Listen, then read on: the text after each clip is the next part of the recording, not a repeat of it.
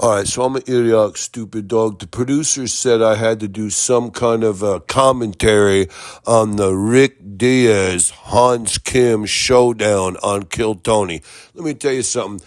This brawl for it all wasn't all it was sold as.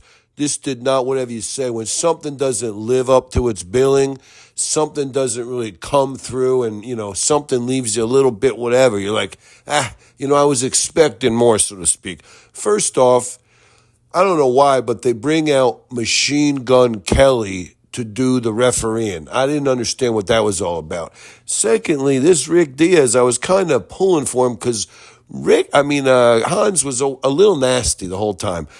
Rick Diaz, though, he's a little off-putting. He looks like Dr. Spock with AIDS, like HIV Spock. He looks a little bit like a malnourished vampire, and he's from Brussels, so that's kind of, I don't know if that just sticks in your head or what, but, the whole thing is I thought this was kind of a draw at best. Hans, I don't know.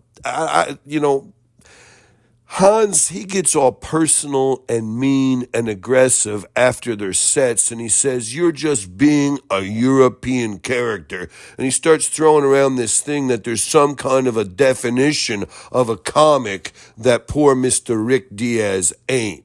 And I'm like, there's some kind of definition that you have to adhere there's only one style, one kind of comic. You're knocking this guy because, let's tell that to Pee Wee Herman, right? Leslie Jones, Nick Kroll, Fortune Feminista.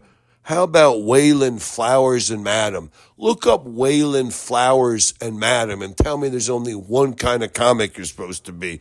But whatever. Hans, he was petty, dismissive, and thoroughly Korean, if you know what I mean. And it's not so much that Rick was great, it's just that Hans was lame.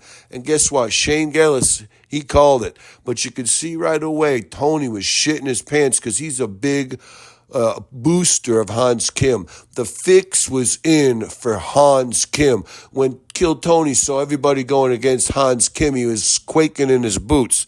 I think there might be some kind of a Vince McMahon-esque thing between Kill Tony and Hans Kim. I think there might be some kind of a, whatever you would say here, Vince McMahon-esque situation that's underneath or behind the whole thing. Anyways, I don't know how they awarded this to Hans Kim.